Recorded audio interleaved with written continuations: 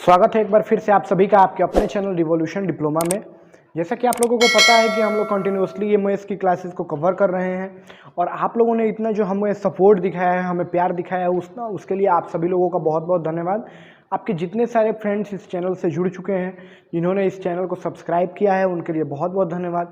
उसके अलावा जो फ्रेंड्स आपके अभी इस चैनल पे नहीं जुड़ पाए हैं, उनको एक बार जोड़ने की कोशिश करिए और उनको बताइए कि एक बार वीडियोस देखने के लिए कहिए, और अगर उनको अच्छा लगता है तो उनको कहिए कि इस चैनल को सब्सक्राइब करें और इस चैनल पे अपना प्यार दिखाएं। आइए हम लोग जैसा कि पिछले क्लासेस में एमओएस के हमने क्या किया था कि स्ट्रेन और स्ट्रेस के बारे में पूरा कवर कर लिया था। आज हमारा जो टॉपिक है वो हमने थोड़ा सा उस पिछले वीडियोस में क्या किया था कि हुक्स लॉ के बारे में थोड़ा सा डिस्कस किया था। आज हम लोग हुक्स लॉ को एक्सप्लेन करेंगे और बढ़िया से पढ़ेंगे हुक्स लॉ क्या होता है और हुक्स लॉ के अंदर कौन कौन से कांस्टेंट यूज किए जाते हैं। तो आइए शुरू करते हैं आज का ये लेक्चर। और इससे पहले कि अगर आपके जो भी फ्रेंड्स अभी तक नहीं जुड़ पाए हैं, उनको एक बार जोड़ने की कोशिश करिए, उनको एक बार इस ग्रुप की लिंक सेंड करिए। आज का जो हमारा लेक्चर है वो रहने वाला है टोटली किस पे बेस्ड, हुक्स लॉ पे। हुक्स लॉ पे बेस्ड रहने वाला है। तो सबसे पहले हम लोग जानते हैं हुक्स जो थे, जो ये हुक्स लॉ जिन्होंने दिया, जिनका नाम हुक्स था, उनका पूरा नाम क्या था? इनका पूरा नाम था sir Robert Hooks. Sir Robert Hooke इनका पूरा नाम था। अभी थोड़ी सी इंग्लिश सीखने से तो आपको इतने सारे जो टेक्निकल टर्म्स हैं उनको लेके तो कोई दिक्कत नहीं होगी। ये हैं सर रॉबर्ट हुक्स। इसकी थोड़ी सी बैकग्राउंड जानते हैं हुक्स लॉ की। हुक्स लॉ से पहले हमने पढ़ा है स्ट्रेस क्या होता है, स्ट्रेन क्या होता है। अगर आपको स्ट्रेस और स्ट्रेन के बारे में जानना है तो आप हमारे पिछले वीडियोस में जा सकते हैं, वहाँ पे देख सकते हैं, और उसका लिंक हम इस वीडियो के डिस्क्रिप्शन में भी दे देंगे, जिससे आपको वहाँ पे पहुँचने में आसानी हो। इन्होंने जो अपना लॉ दिया था, ये जो हुक्स लॉ जो इन्होंने हुक्स ने दिया था, वो दिया था इन्होंने 1678 में, यानी 1678 में इन्होंने क्या दिया था? अपना लॉ दिया था सर रॉबर्ट हुक्स ने। और इन्होंने क्या कहा था? एक टर्म इन्होंने यूज किया था, परसों हम लोगों ने पढ़ा था, वो क्या था? Limit of elasticity.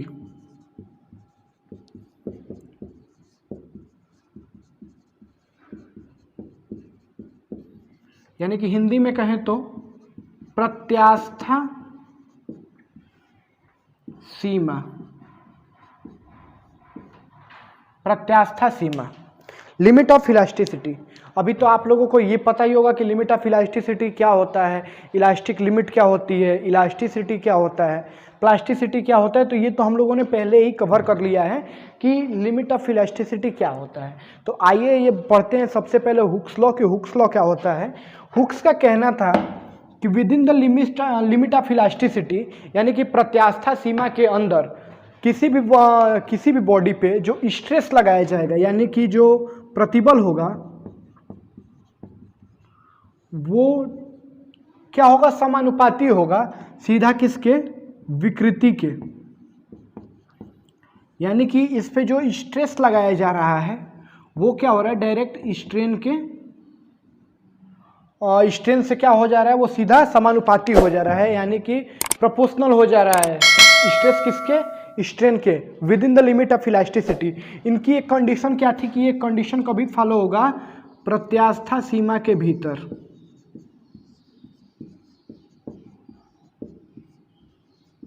प्रत्यास्था सीमा के अंदर। अगर प्रत्यास्था सीमा को पार कर देती है कोई भी बॉडी, तो ये वाली जो कंडीशन होगी उनकी, ये फॉलो नहीं होगी। इसको इन्होंने आगे किस तरह से जस्टिफाई करने की कोशिश की कि इसको इन्होंने क्या किया? प्रतिबल तीव्रता बराबर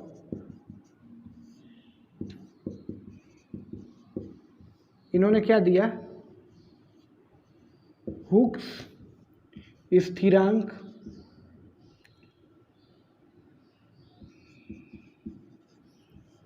स्थिरांक गुणे विकृति। अब इन्होंने इसको सीधा लॉ देने के लिए क्या दिया? ये था इनका हुक्स का पूरा लॉ। विकृति इंटू हुक्स स्थिरांक बराबर प्रतिबल तीव्रता इन्होंने बताया। यानी कि जो स्ट्रेस की जो इंटेंसिटी होगी किसी भी टाइम पे, वो इसको अगर इनको हुक्स स्थिरांक को अगर हम पता करना चाहें तो यहाँ पे लिख सकते हैं हुक्स स्थिरांक बराबर, सीधा अगर इंग्लिश में बोले तो बहुत ज़्यादा इजी है, हुक्स कांस्टेंट, क्योंकि कांस्टेंट आप लोग बार बार पढ़ते होंगे। प्रतिबल तीव्रता अपान विकृति,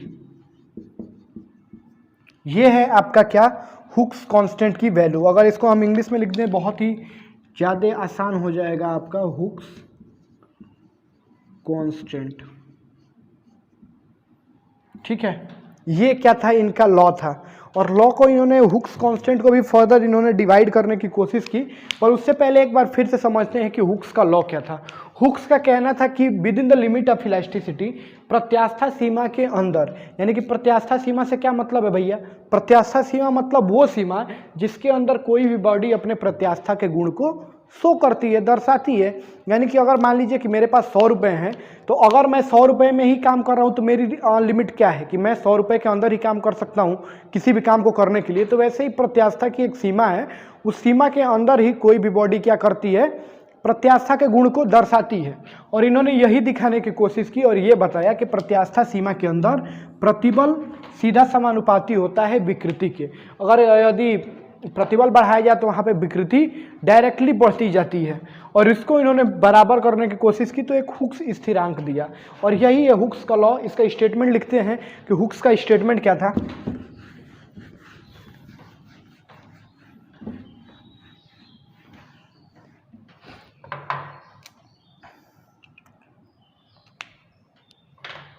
इन्होंने क्या बोला था कि प्रत्यास्था सीमा के अंदर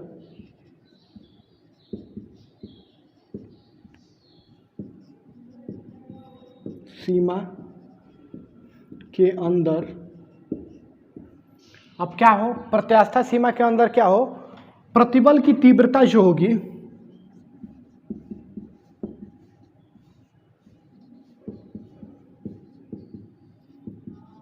वो क्या होती है, प्रतिबल की जो तीव्रता होती है वो समानुपाती होती है किसके, विकृति के। ये क्या कर रहे हैं कि प्रत्यास्था सीमा के अंदर क्या हो रहा है, जो कि स्ट्रेस से वो डायरेक्टली प्रोपोर्शनल है स्ट्रेन के। तो ये क्या कर रहा है, प्रत्यास्था सीमा के अंदर प्रतिबल एवं उससे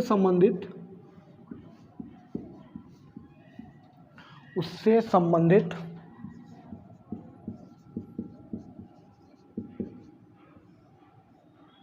विकृति एक दूसरे के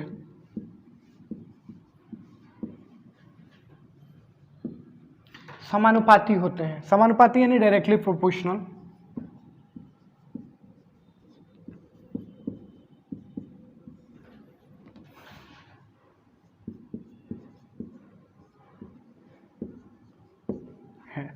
ये क्या है, यही है आपका हुक्स लॉ।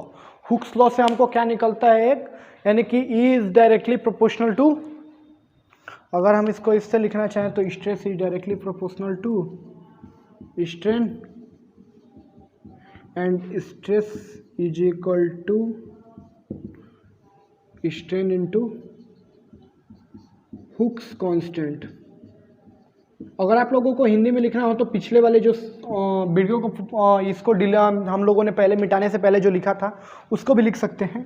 और यहाँ से आता है आपकी value Hooke's constant is equal to क्या, Hooke's constant is equal to क्या, स्ट्रेस अपॉन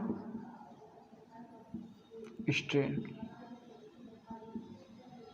अब ये तो हो गया भैया हुक्स कांस्टेंट। अगर हुक्स कांस्टेंट की हम नॉर्मली डिफिनीशन लिखना चाहें तो आप यहीं से दे सकते हो कि प्रतिबल एवं विकृति के अनुपात को क्या कहते हैं, हुक्स स्थिरांक। अगर हुक्स कांस्टेंट की आपको वैल्यू देना हो तो आप क्या दे सकते हो, अगर आपको यहाँ पे दे दे हुक्स कांस्टेंट, अगर हुक्स स्थिरांक की वैल्यू देना, अगर डिफिनीशन देनी हो तो आप क्या लिखोगे कि within the limit of elasticity, प्रत्यास्था सीमा के अंदर, यहाँ पे लिख ही देता हूं मैं, प्रत्यास्था सीमा के अंतर्गत क्या हो, स्ट्रेस और स्ट्रेन के रेशियो को क्या कहते हैं हम, हुक्स कांस्टेंट, यानी कि प्रतिबल एवं उससे संबंधित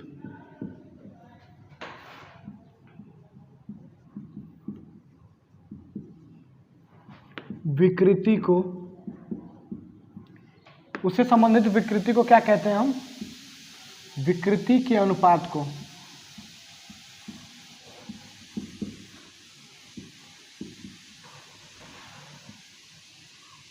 हुक्स स्थिरांक, या लिखेंगे आप लोग इंग्लिश में लिखना चाहें तो क्या लिखोगे, हुक्स कांस्टेंट कहते हैं। क्या कहते हैं,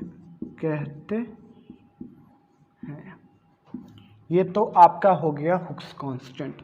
अभी इसको क्या करते हैं, फर्दर हम लोग 3 कैटेगरीज में डिवाइड करते हैं, और इसको डिवाइड करते हैं तो कैसे डिवाइड करते हैं, आइए आज हम लोग वो भी सीखेंगे। सबसे पहले क्या होता है, हुक्स कांस्टेंट को जब भी हम डिवाइड करना शुरू करते हैं, हुक्स कांस्टेंट को फर्दर हम डिवाइड करते हैं 3 पार्ट में। पहला है हमारा पहला जो हुक्स कांस्टेंट को डिवाइड करते हैं वो क्या होता है, यंग्स मॉडुलस, यानी कि यंग मापांक। इसको लिखेंगे क्या, यंग मापांक, यानी कि ये होता है यंग्स मॉडुलस। दूसरा अगर इसको डिवाइड करते हैं तो किस में डिवाइड करते हैं, कर्तन मापांक, यानी कि उसको क्या कहते हैं, कर्तन मापांक को आपके मॉडुलस ऑफ रिजिडिटी या शियर मॉडुलस लिखते हैं, शियर मॉडुलस और मॉडुलस ऑफ रिजिडिटी। ये हो गया आपका कर्तन मापांक। और तीसरा है आपका क्या, आयतन मापांक।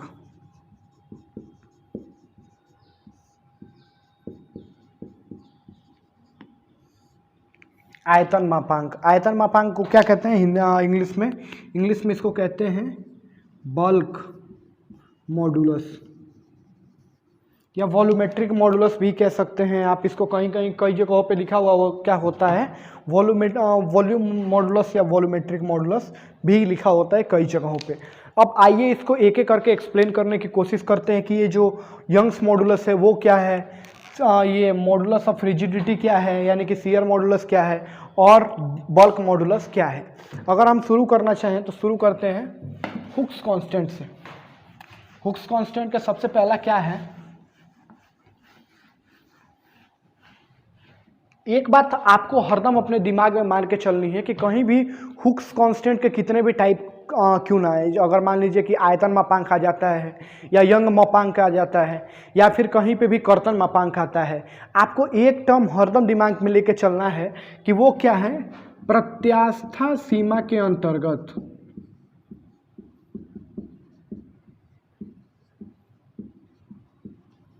ये टर्म आपको हरदम माइंड में क्या होना चाहिए, रिपीटेड होना चाहिए। कभी भी कहीं भी कोई भी कंडीशन आए तो सीधा आपके अंदर क्या हो, ये वाली कंडीशन, ये वाली बात आपके माइंड में चल रही हो कभी भी। तो चलिए आइए पहला शुरू करते हैं। पहला क्या था हमारा, यंग मापांक। ये था आपका यंग मापांक, यानी कि आपका क्या बोले तो यंग्स मॉडुलस।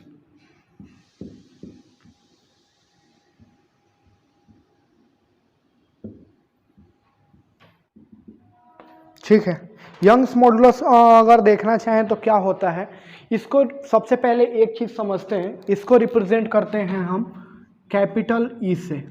और ई बराबर क्या होता है, ई बराबर होता है आपका डायरेक्ट स्ट्रेस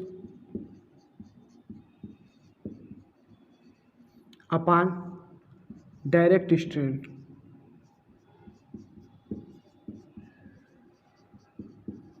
अब भैया अगर आप हिंदी वाले हैं तो अब क्या कहेंगे, डायरेक्ट स्ट्रेस अपन डायरेक्ट स्ट्रेन। डायरेक्ट स्ट्रेन जो होता है उसको लंबाई में विकृति यानी कि अनुदैर्ध्य विकृति भी कहते हैं। डायरेक्ट स्ट्रेस यानी कि इसको अगर हिंदी में लिखना चाहें तो हिंदी में क्या लिख सकते हैं, सीधा प्रतिबल।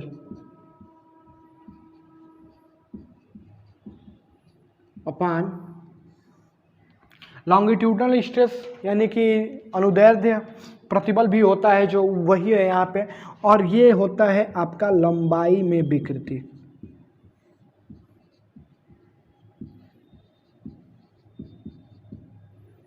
पहले से आप लोगों ने हुक्स लॉ पढ़ा था, ये सीधा वही है, यानी कि डायरेक्ट स्ट्रेस यानी सीधा प्रतिबल और सीधा जो स्ट्रेन हो, यानी कि सीधे स्ट्रेन।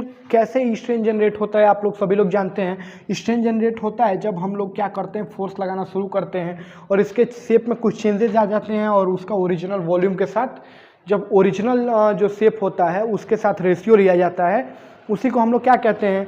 मान लीजिए कि अगर ये इसकी लेंथ L है और अगर फोर्स लगाने के बाद इसकी लेंथ क्या हो गई, डेल्टा L बढ़ गई, तो अब क्या होता है, इसका डायरेक्ट अगर स्ट्रेन निकालना चाहे तो क्या होगा, चेंज इन लेंथ यानी कि L plus delta L minus L, यही होगा ना। अभी वर्तमान में जो इसकी लंबाई है और पिछले लंबाई को घटा लेंगे तो जो चेंज है वो निकल जाएगा, और अपान में क्या हो जाएगा, ओरिजिनल लेंथ जो पहले वाली लेंथ थी, यानी कि ये L कैंसिल हो गया, यानी कि क्या आ गया, डेल्टा L बाई L। तो यही आपका डायरेक्ट स्ट्रेन, यानी कि सीधा विकृति क्या होती है कि जो वो विकृति होती है जो लॉन्गिट्यूडनल स्ट्रेन होता है उसी को क्या कहते हैं, हम सीधी विकृति कहते हैं। यंग्स मापांक में हम लोग चलते हैं, इस ये क्या होता है, डायरेक्ट स्ट्रेस अपन डायरेक्ट स्ट्रेन, यानी कि डायरेक्ट स्ट्रेस से मतलब क्या है हमारा। अगर इसकी डिफिनीशन लिखना चाहें तो क्या लिखेंगे कि प्रत्यास्था सीमा के अंदर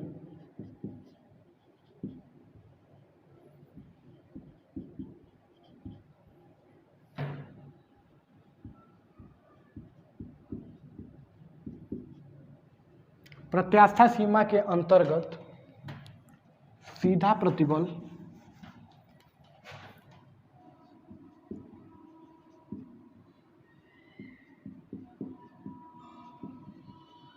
एवं क्या है, लंबाई में विकृति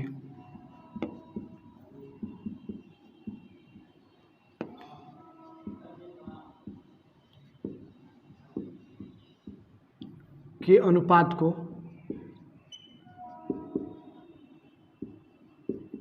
हम क्या कहते हैं भैया, इसके अनुपात को क्या कहते हैं, यंग मापांक। ये है आपका यंग्स मॉडुलस।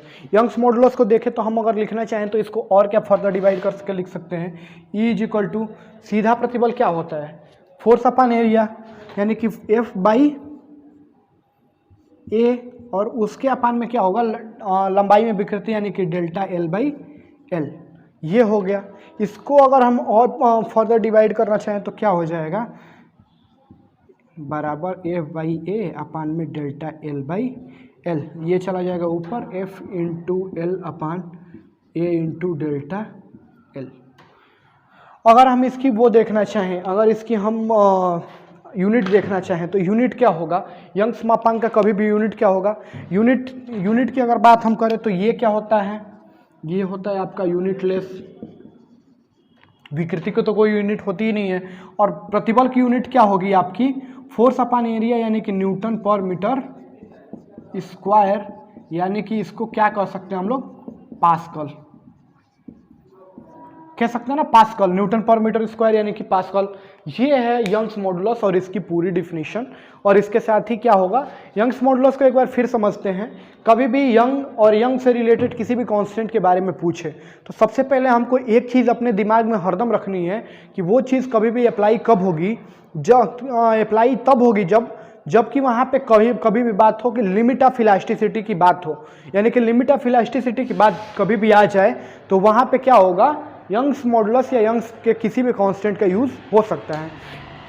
अब इसके बाद से आता है सीधा कि यंग्स मॉडुलस क्या है, यानी कि यंग मापांक क्या है। यंग मापांक क्या है, सीधा प्रतिबल और लंबाई में विकृति दोनों का क्या है, ये रेशियो है, इसको कहते हैं हम यंग मापांक। इसकी यूनिट होती है पास्कल, सीधा सेम, क्योंकि स्ट्रेन की तो कोई यूनिट होती नहीं है तो स्ट्रेस की जो यूनिट होती है वही हो जाती है इसकी यूनिट। और ये था इसको लेके इतना एक्सप्लेनेशन।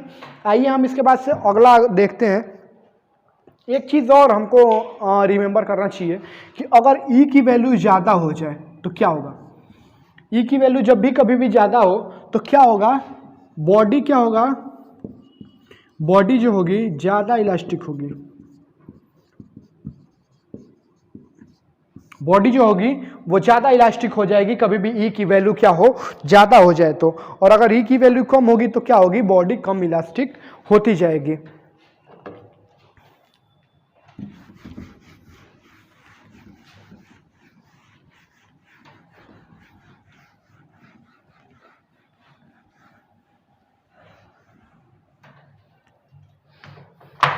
अब आते हैं दूसरे चीज़ पे, ये है शियर स्ट्रेस, यानी कि कर्तन मापांक।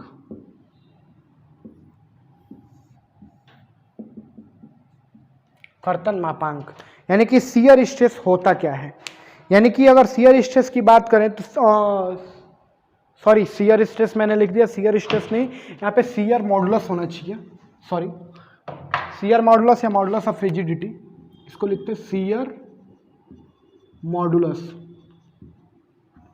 शियर मॉडुलस क्या होता है, शियर मॉडुलस यानी कि कर्तन मापांक।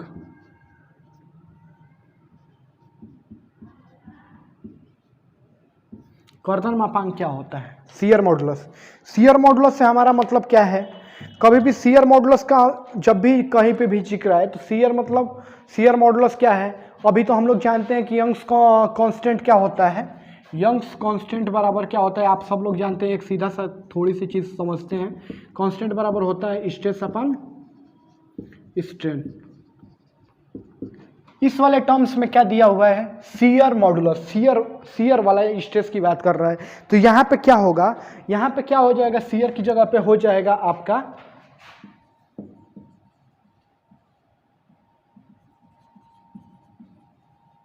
यानी कि शियर स्ट्रेस हो जाएगा स्ट्रेस की जगह पे, और स्ट्रेन की जगह पे क्या हो जाएगा, शियर स्ट्रेन।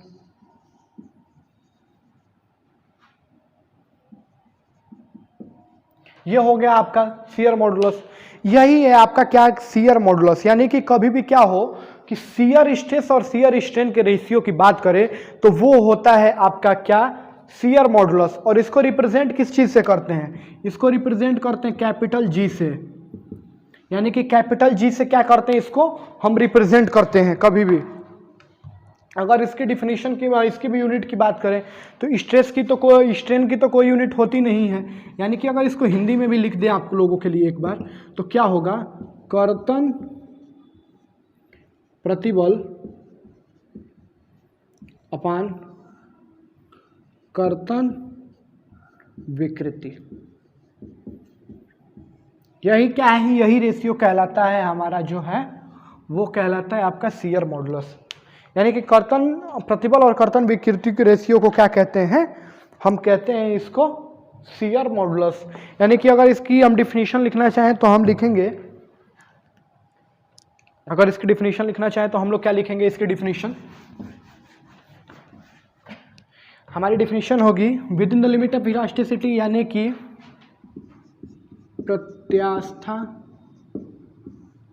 सीमा के अंतर्गत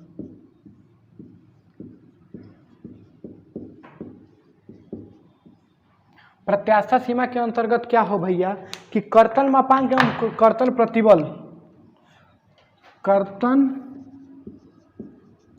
प्रतिबल एवं कर्तन विकृति, कर्तन विकृति के अनुपात को हम क्या कहते हैं भैया, इसी का तो अनुपात है, उसी को तो कहते हैं हम लोग शियर मॉडुलस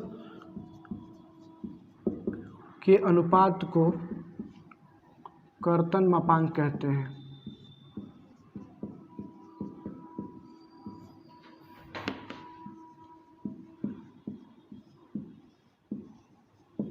ये है आपका शियर मॉडुलस, यानी कि अगर इसकी भी बात की जाए तो ये क्या है, इसको रिप्रेजेंट करते हैं। अगर यहाँ पे कुछ आपसे पूछ दे तो क्या, अगर इसको लिख लेंगे एक पॉइंट करके लोड करके, या क्या लिख देंगे कैपिटल, इसको कैपिटल जी से दर्शाते हैं, इसको कैपिटल जी से दर्शाते हैं। ये है क्या आपका शियर मॉडुलस। ये वाली आपकी डिफिनीशन हो गई शियर मॉडुलस की। और अब हमारा लास्ट एक बच गया क्या, वॉल्यूमेट्रिक मॉडुलस यानी कि बल्क मॉडुलस। अब अगर शियर मॉडुलस क्लियर हो गया हो तो आगे हम चलते हैं, और आगे चलते हैं तो क्या इसकी भी यूनिट क्या होगी, सेम एज स्ट्रेस ही होगी। इसकी भी जो यूनिट होगी वो सेम एज स्ट्रेस होगी। और अगला जो हमारा सबसे लास्ट टॉपिक है इस शियर मॉडुलस से, ये यंग्स मॉडुलस से रिलेटेड, वो है हमारा बल्क मॉडुलस।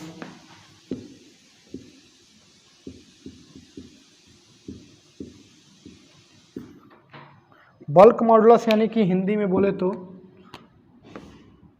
आयतन मापांक।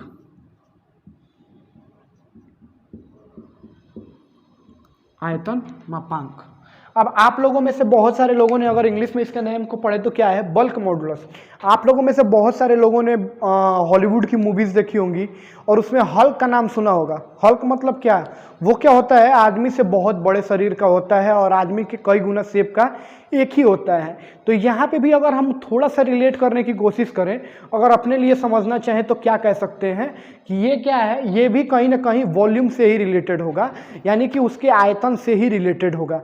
यानी कि जब हम हल्क को देखते हैं तो वो क्या होता है, आदमी से कई गुना बड़ा दिखता है, सबसे अजीब दिखता है। तो वैसे ही ये भी क्या है, अगर इसको कई जगह क्या कहता है, वॉल्यूम मॉडुलस भी कह देता है कई जगह वॉल्यूम मॉडुलस यानी कि आयतन मापांक को भी हिंदी में तो यही हो जाएगा। लेकिन अगर इंग्लिश में बात करें तो सीधा लिखता है बल्क मॉडुलस या वॉल्यूम मॉडुलस। अब इसके बाद से अगर इसकी पूछे कि ये होता क्या है, तो ये होता है कि सीधा प्रतिबल, यानी कि क्या आप कहता है, ये कहता है कि आपका सीधा प्रतिबल लग रहा हो किसी बॉडी पे और उसके साथ क्या हो, सीधा प्रतिबल दिया है, यानी कि सीधा प्रतिबल, और उसके साथ क्या हो भैया, आपका सीधा प्रतिबल तो हो ही, और उसके साथ आपका हो जाए आयतन विकृति।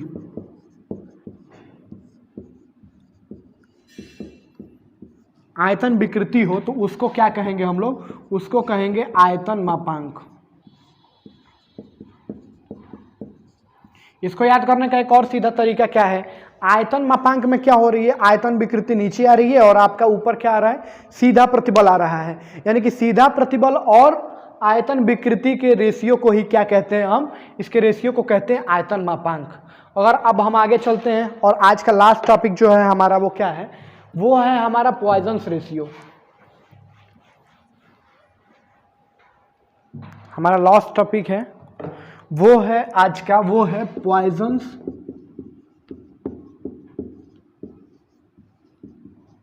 रेशियो, यानी कि पॉइजन का क्या है, अनुपात। पॉइजन अनुपात, ये है पॉइजन अनुपात के बारे में अब हम लोग पढ़ेंगे। इसको क्या कहते हैं, पॉइजन अनुपात को हम लोग रिप्रेजेंट करते हैं 1/m, या फिर इसको इस वाले सेम से रिप्रेजेंट करते हैं, इसको क्या कहते हैं, म्यू। इसको क्या कहते हैं हम लोग, म्यू कहते हैं, म्यू। अगर स्टार्टिंग हो तो पहली बार आप लोग लिख भी सकते हैं, इसको क्या कहते हैं, म्यू। और अगर म्यू की बात करें तो म्यू बराबर होता क्या है, अगर म्यू की बात करें हम तो म्यू बराबर क्या होता है, म्यू बराबर होता है लेटरल स्ट्रेस, यानी कि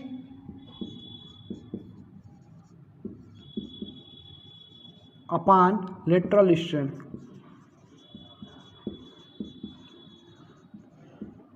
लेटरल स्ट्रेस से मतलब सॉरी, अपान लॉन्गिट्यूडनल स्ट्रेस, लॉन्गिट्यूडनल स्ट्रेन हो जाएगा, लॉन्गिट्यूडनल स्ट्रेन। यानी कि अगर लेटरल स्ट्रेस की बात करें तो लेटरल स्ट्रेस मतलब क्या होगा, ये हो जाएगा आपका पार्श्व विकृति अपान लॉन्गिट्यूडनल स्ट्रेन। मतलब आप लोगों ने क्या पढ़ा होगा, अनुदैर्ध्य विकृति, यही है आपका लंबाई में चेंज जिसको होता है उसको हम लोग क्या कहते हैं, कौन सी विकृति कहते हैं, उसको हम लोग कहते हैं अनुदैर्ध्य विकृति।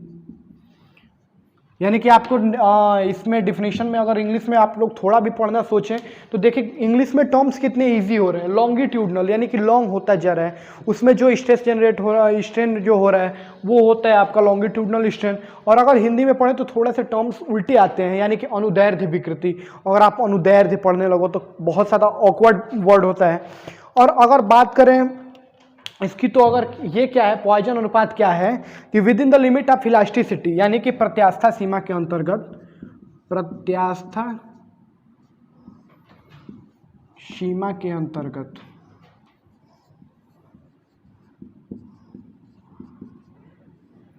क्या हो रहा है, प्रत्यास्था सीमा के अंतर्गत पार्श्व विकृति एवं अनुदैर्ध्य विकृति के अनुपात को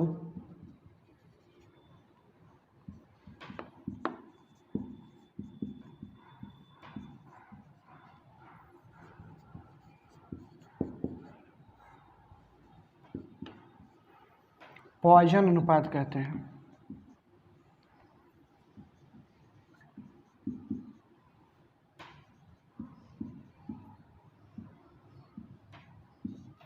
पॉइजन अनुपात कहते हैं, यानी कि ये क्या हो रहा है, पार्श्व विकृति और अनुदैर्ध्य विकृति का क्या है, बस एक अनुपात है with in the limit of elasticity.